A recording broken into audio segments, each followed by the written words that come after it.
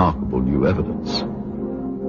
If this film indeed corresponds with Vereshchagin's story, what we are looking at is the scene of the crash site in Berezovsky as viewed by a camera on top of a military truck. The focal point of this scene is here, and indeed appears to be a disc embedded in the ground. Here we see soldiers exiting the truck, led by a captain. The troops are met by another officer, this one a major, and then they join other soldiers and officers already on the scene. This footage is one of 4 reels of film acquired during our investigation. Explore it. This film footage certainly seems to depict interest by Russian military personnel in the object that is seen sticking out of the ground.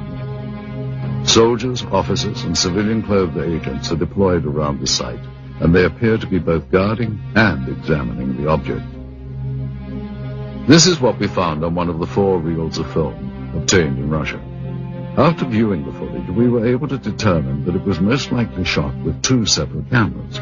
One apparently a handheld camera, which starts out on the approaching truck, and a second one seen here on a tripod. As the soldiers march past, you can see the cameraman turn to follow the troops. Here we cut to the other angle, the point of view from the tripod camera. And here you see the handheld camera as the truck pulls up. Both cameras change vantage points several times during the film, as if to get better views, or perhaps under orders of a superior. From this angle, we see yet more troops arrive. Author Veniamin Vereshchagin described... Знаете, в дальнейшем события приняли более такой масштабный характер. По просьбе КГБ были привлечены... On the KGB request, the Soviet Army...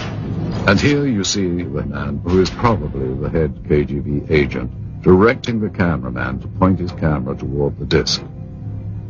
A total of almost 1,200 feet of negative were recovered just on this crash site. It is possible that more film was shot, but this is all that we were able to obtain. None of this film depicts the removal of the disc itself, and at no point do we see inside the object. From this angle, we do see the handheld camera shooting behind or inside the disc. However, that footage, if it was, in fact, ever shot, was not included in the cans of film we acquired.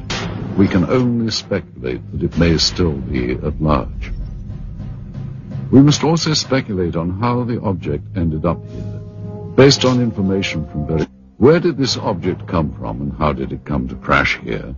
And more importantly, what has happened to it since?